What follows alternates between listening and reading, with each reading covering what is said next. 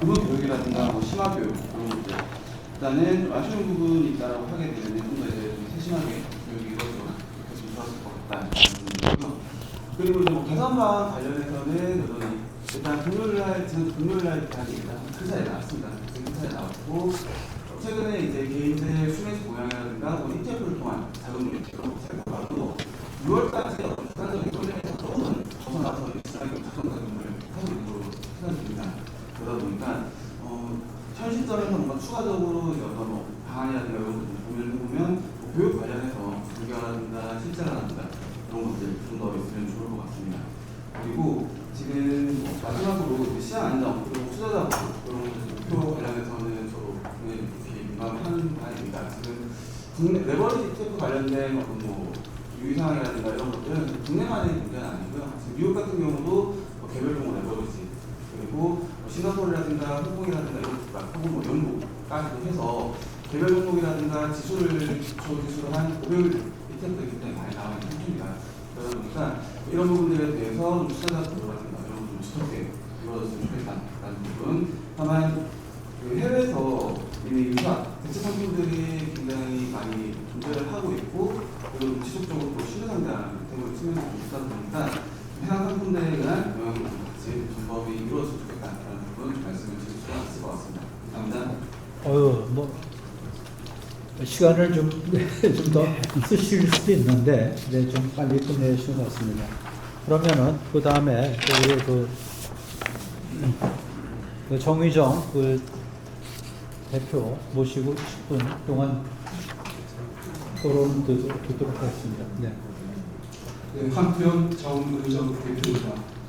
비통한 심정으로 이 자리에 섰습니다.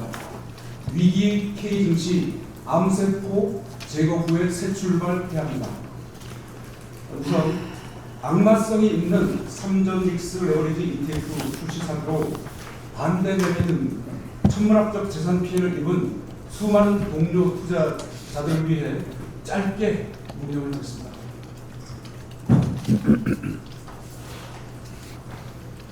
삼전 믹스 2배 레버리지 ETF는 영화가 아닌 현실판 오징어 게임인데요. 막가팔식 초고속 밀어붙이기 출시는 K증시 역사상 이증유 사건으로 흑역사의 대표적 사례로 기록될 것입니다. 지금 개인 투자자들의 분노 게이지가 최정점을 향하고 있습니다. 삼전 믹스 2배 레버리지 ETF를 10글자로 정리하면 태어나지 말았어야 했다. 입니다. 수많은 대한민국 국민을 순식간에 재산 피해 수렁으로 빠뜨린 작급의 ETF 사태를 겨눈 증시 내란이라고 명명합니다.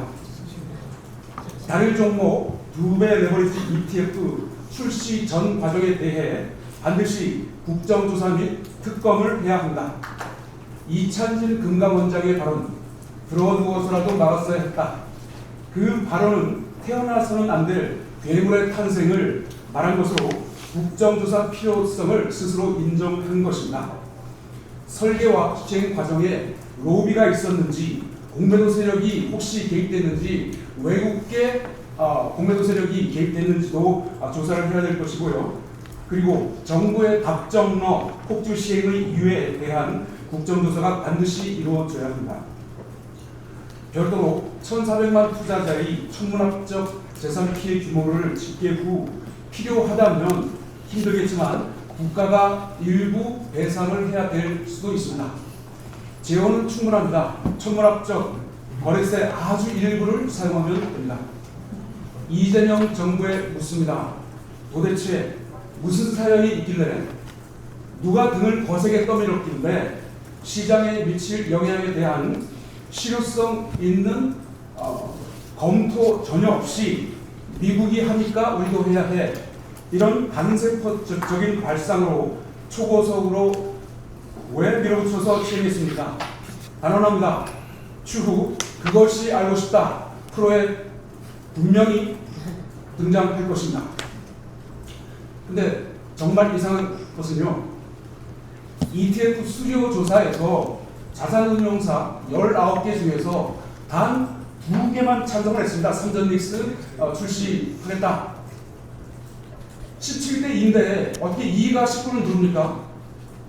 민주주의 국가에서 있을 수 없는 일이 일어난 배경 중에 하나입니다.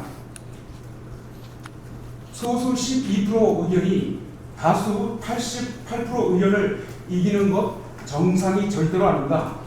삼전믹스 레버리지 2배 ETF 시행 관련 이재명 정부의 답변을 요하는 7가지 질문을 드립니다.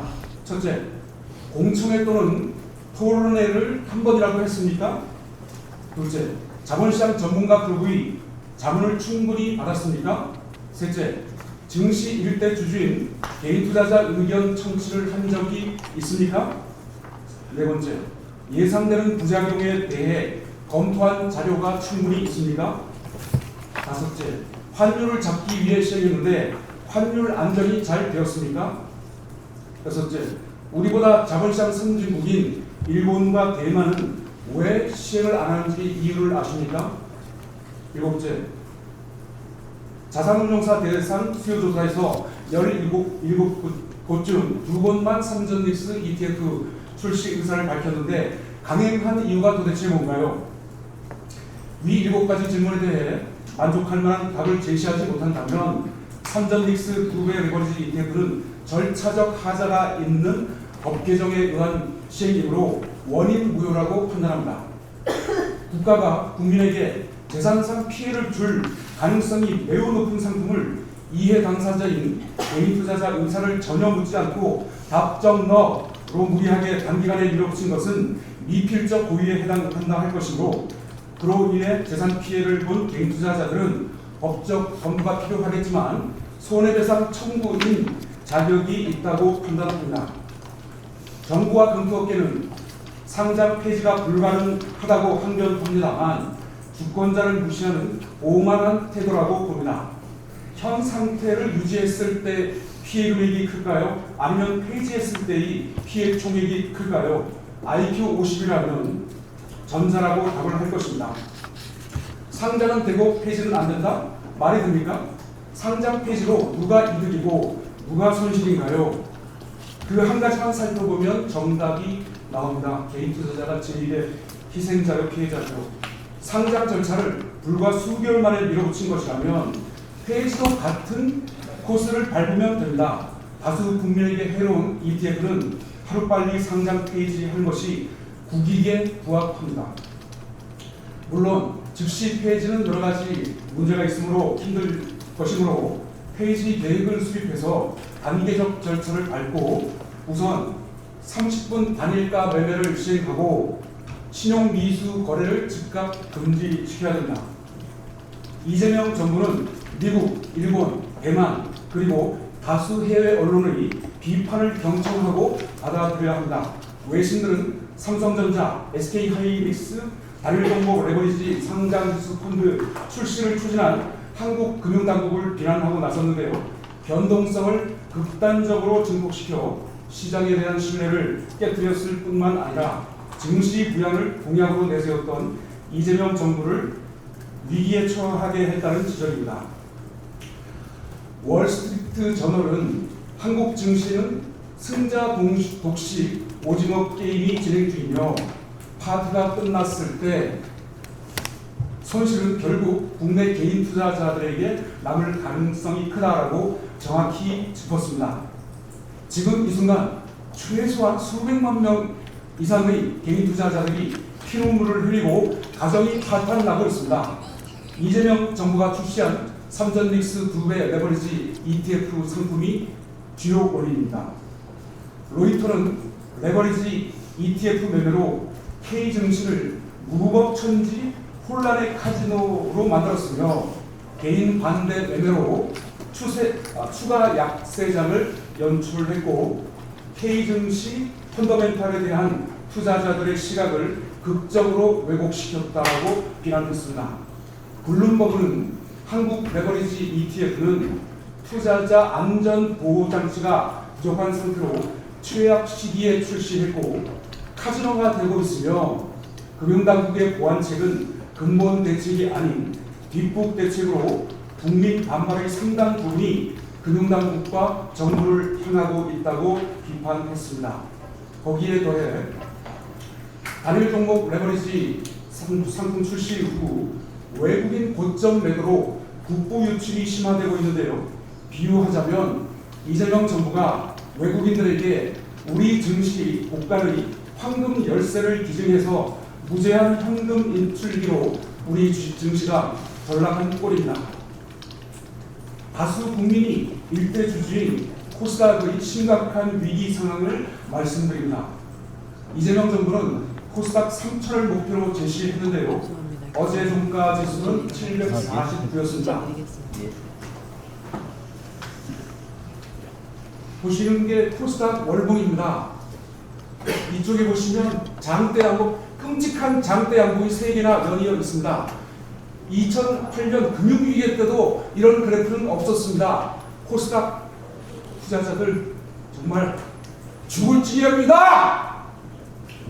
거래량 보세요. 5분의 1 토막, 6분의 1 토막. 이게 정상적인 국가 코스닥 시장입니까? 누가 만들었습니까? 이재명 정부가 만들었습니다. 수백만 명 코스닥 투자자 다 죽게 생겼습니다. 결자해지 이재명 정부가 책임져야 됩니다.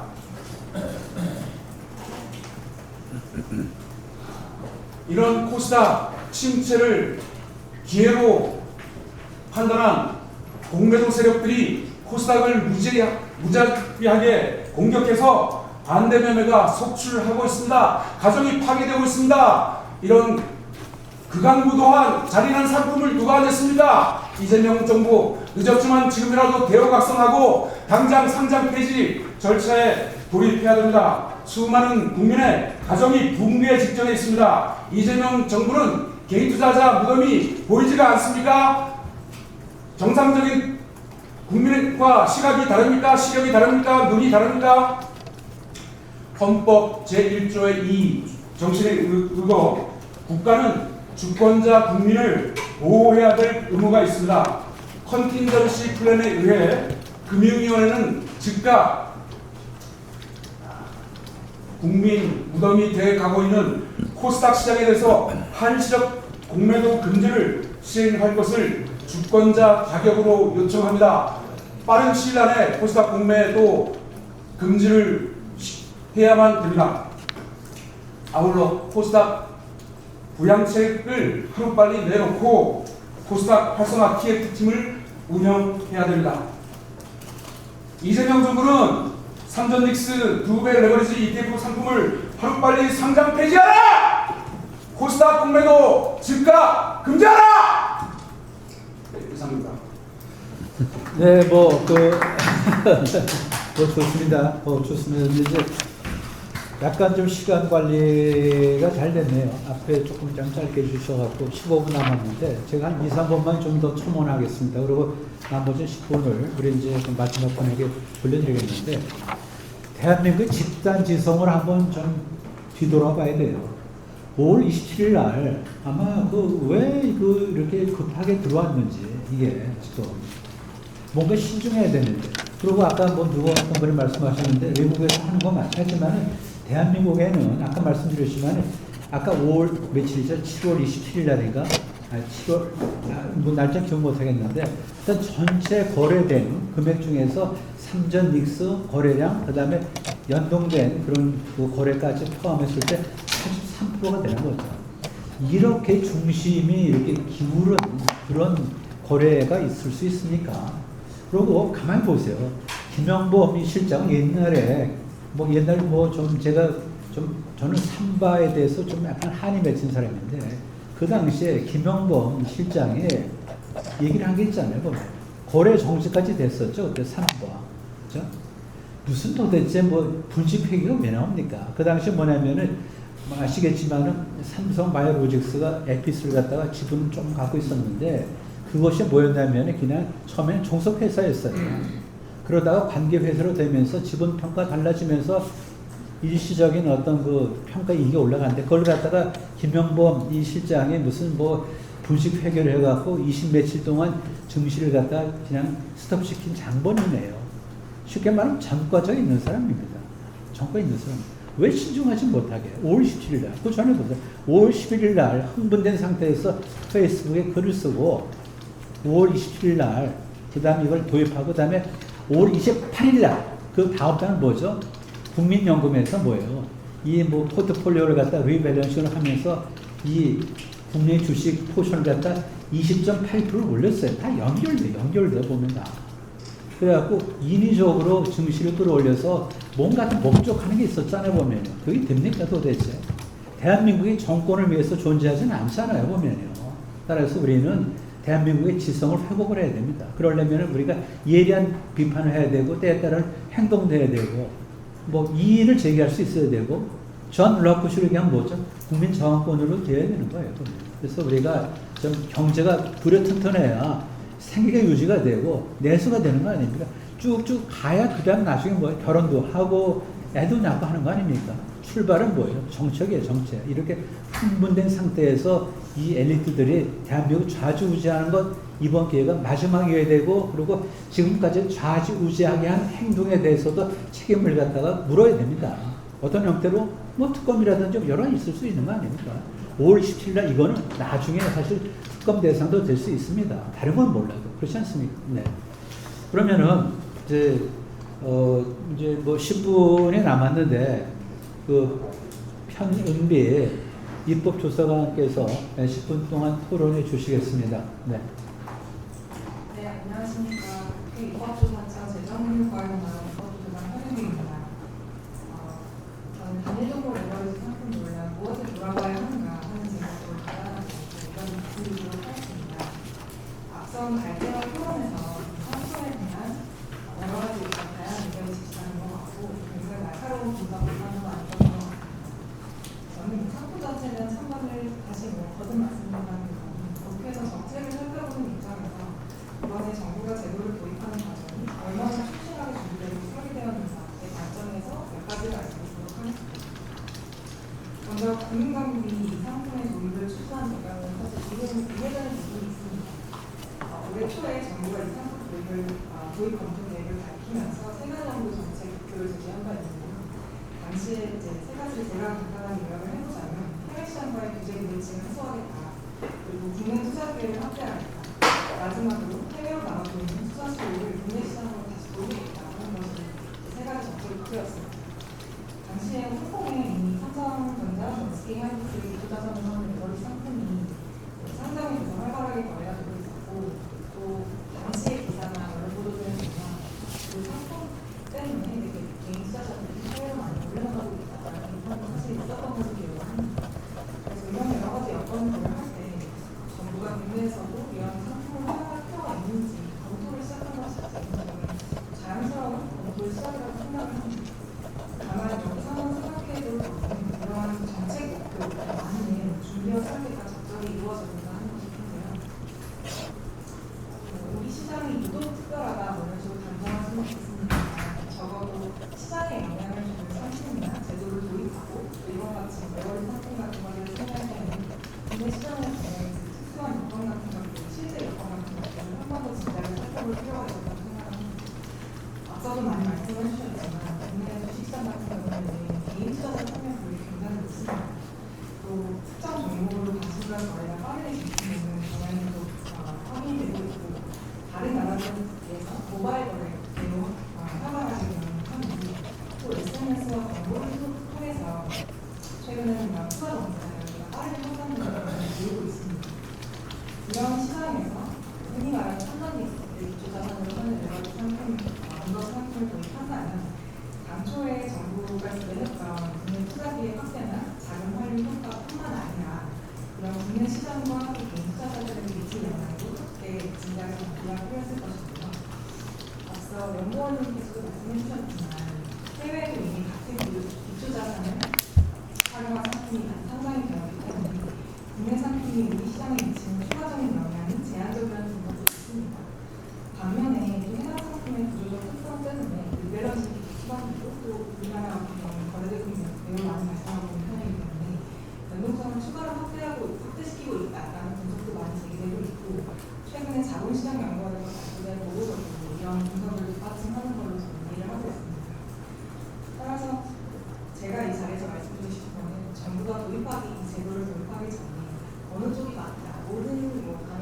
예측을 하고 완벽한 제도를 마련하기는 어렵겠습니다만 이런 상반된 가능성을 존재할 수 있다는 점, 이런 것들을 다양한 자료나 의견 청취를 통해서 검토를 했었어야 하고 또 그런 검토를 통해서 왜 상품의 도입 기대 효과가 이런 위협보다 크다고 판단했는지 충분히 설명할 수 있었어야 한다고 생각합니다.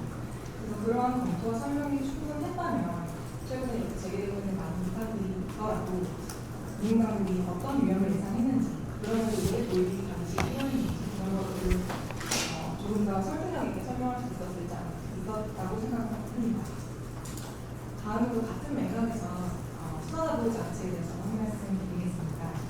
정부는 해당 상품이 동일한 금융 상품인 점을 고려해서 상품을 수행할 당시에 추가 사정 교육과 기본 위탁 등을 마련했고 또 상품명에 ETF라는 표현을 사용하지 못하도록 하는 그런 장치를 마련했습니다.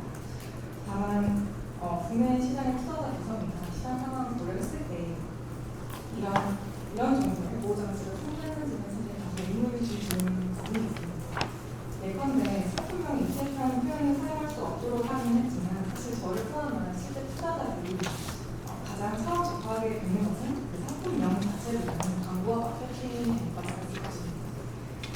제가 기억하기로 이 상품 상장 전부터 최근까지도 TV나 SNS를 통해서 관련 광고와 정보가 굉장히 빠르게 확산을 했고 그런 광고 마케팅을 봤을 때 이 상품을 개소하지 않으면 광고가 이른바 포모 심리 같은 거 굉장히 강하게 작용했던 시간이 있는 걸로 했었는데 그런 환경에서 일반적인 투자자들이 이 상품이 일반 ETF와 다른 위험성을 가진 상품이라는 한두 시간짜리 추가 교육을 통해서 충분히 인지할 수 있었을까?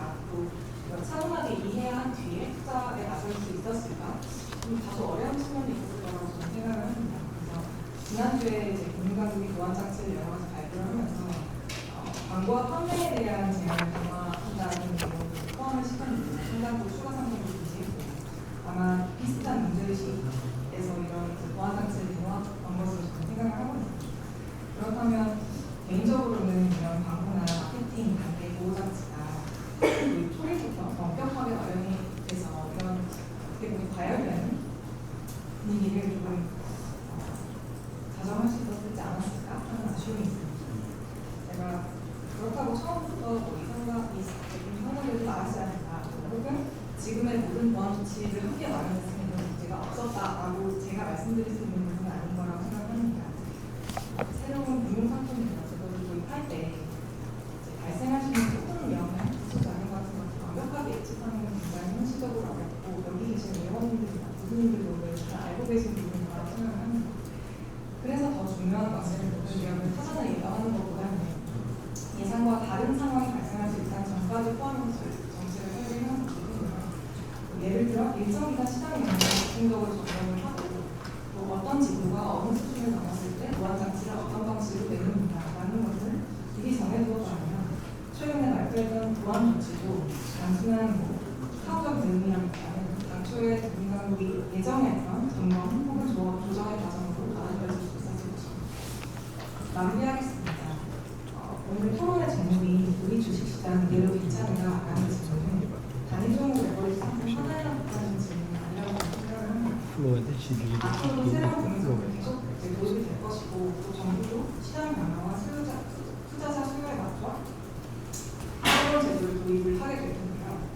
중요한 것은 어떤 정책 그 아래 제도를 설계할 것인지 뿐만 아니라 그 제도가 우리 시장의 여건에 맞는 그리고 어떤 영향을 미칠지 충분히 미리 검토하는 문제입니다. 이번 레버리지 상품 도입 같은 경우에는 시행령과 합의 규정 개정을 통해서 도입이 된 만큼 국회가 직접 정책 설계에 참여할 수는 없었습니다. 따라서 저희가 직접적으로 이 제도 설계에 참여한 것은 아니지만 다만 국회 역시 정부의 정책을 사후적으로 평가하는 데 그치지 않고 정책이 만들어지는 과정에서 다양한 의견이 충분히 제시되고 논의될 수 있는 그런 장을 좀 마련해야 된다고 생각을 합니다. 그래서 저희 국회 입법조사처도 앞으로 더 나은 정책, 제도들이 마련될 수 있도록 실질적인 도움이 되도록 부탁드리도록 하겠습니다. 감사합니다. 뭐 이제 3분 전입니다. 그래서 이제 플로어에 좀 질문을 할 기회를 드려야 될 것 같습니다. 그런데 그 전에 아시겠지만은 최근에 우리가 금리를 0.25로 올렸잖아요. 그렇죠? 그러고 5월 27일에 여러 번 얘기하는데 이 3전 닉스 2배 그 레버리지 상품 나온 것도 환율 방어를 위해서 올린 겁니다. 환율 방어. 그러니까 금리를 높였으면은 더 좋은 방법인데 그런 걸 안 하고 이런 식으로 해갖고 우리가 느끼는 게 뭐냐면은 굉장히 좀 조심스러운 게 퍼포스 드리븐. 그러니까 목적을 우리가 잘 그 생각을 해야 돼요. 어떻게 보면 사익에 해당되는 어떤 정권의 어떤 편향된 이익을 위해서 퍼포스 드리븐 스트래티지로서 우리가 이런 비율을 맞이하지 않았냐. 결국 뭐냐면은 뭐 환율 그런 건 핑계고 결국은 5월 27일 날 그 당시에 증시에 좀 더 많이 유동성이 들어오기를 바란 거 아닙니까? 다시 한 번요. 5월 27일 날 이걸 왜 했습니까? 그 당시에 좀 더 많이 유동성이 증시에 들어와서 이게 숫자가 커지길 바란 겁니다. 보면요. 선거가 바로 뭐예요? 그 다음에 있었잖아요. 그런 목적으로 5월 11일, 5월 27일, 5월 28일 다 연결되는 거예요. 그러니까 특정한 목적을 위해서 이렇게 모든 걸 몰고 가는 거 이게 정권을 위한 그런 정책은 아니어야 됩니다. 대한민국을 위한 정책이어야 되는 거 아닙니까? 따라서 우리는 대한민국 국민으로서 여기에 이 자리에 섰습니다. 네, 그리고 좀 말씀드린 대로 뭐 그 플로어에 계신 분들한테 질문할 기회를 한 두 분한테 드려야 될 것 같아요. 최소한도 우리가. 그러니까 좀 편하게 생각하시고 아무도 좋습니다. 네, 좀 질의할 거 있으시면 좀 질의해 주시죠. 네. 네, 네, 네. 네, 네. 네, 간단하게요. 지금 정부 대책이 이제 2배 효과는 똑같은데 진입장벽만 하는 거거든요. 결국. 근데 실제로는 효과 자체를 줄여야 되고, 보통 보면 우리 카지노나 이런 데 나오면서도 배팅 금액을 줄이잖아요. 부자들만 배팅할 수 있게 하는 게 아니고, 배팅 금액 자체를 제한하는 것을 하는데, 현실적으로 지금 들어와 있는 사업을 막기가 힘들다면, 새로 들어온 사람한테는 그 부자 금액 자체를 줄이게 하는 게 맞지 않나 생각이 드는데, 거기에 대해서 혹시 알려주실 분 있으면 간단하게 부탁드립니다. 누구도 좀, 저도 그냥 토론자로서 그냥 자격이 된다고 생각하는데, 아까 말씀드린 대로, K배가 2가 됐죠. 2배. 따라서 K를 갖다 1.1로 낮추면 우선 약간은 이제 진폭을 줄여주는 거죠. 그렇게 하면은 좀 약간 충격이 좀 줄어들 것 같고요. 그러고, 사실은 이건 똑같은 얘기를 드리는 건데, 이게 판매 어떤 그걸 중단을 시키는 것도 사실은 방법이거든요. 그것까지 한번 포함해서 생각을 해야 돼요. 네, 그렇습니다. 그리고 급한 대로 1.2배, 1.1배로 줄여도 되는 거 아닙니까? 1.1배로. 네? 꼭 2배로 해야 됩니까? 네. 여기요. 네, 네. 네, 말씀하세요. 네, 중앙대 교수이면서 한국양자정보위원회는 강조승입니다. 도대체 우리나라에는 이런 새로운 제도를 도입하는 심사 기구가 없습니까? 어떻게 이런 거 전문가의 사전 공청회나 사전 뭐는 이런 것이 없지, 이런 큰 변화를 가져오는 이런 정책을 증감이나 금융감독원이나 이게 관련되어 있는 이 기관들은 좀 뭐 하는 겁니까 도대체? 그거는 먼저 만들어야 할 거예요. 국회에서 이런 걸 만드는 전문기관 뭐 하는데 직국이나 치고 있고. 그러니까 이제 알았습니다. 그 얘기를 좀 해주세요. 그거 어떻게 해야겠다는 것이 대안을 얘기를 해야지. 문제만 제기해놓고 이런 항상 국회에서도 그래요. 시간 없다고 토론자도 이 얘기만 자기끼리만 얘기하고 그 대안을 얘기를 해도 대안을 앞으로 어떻게 할 것인가 대안을 얘기를 해주시다고요. 그래서 우리가 정책을 복귀하듯이 이것이 어떤 과정을 통해서 도입된다를 한번 좀 국회에서 좀 짚어야 될 것 같습니다.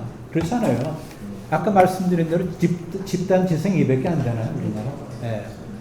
그겁니다. 다 끝나고 나서 이렇게 당하고 나서 국회에서 아무것도 안 해놓고는 국회에서 이런 공정이 하면 뭐래요? 제가 말씀드리겠습니다. 네. 법률 개정 사항이 아니고 시행령 개정 사항이었습니다. 법률 개정 사항에서는 당연히 국회에서 논의했겠죠. 근데 시행령 개정 사항이라서 정부가 이 기능분을 처음 얘기하는 사람 몇 달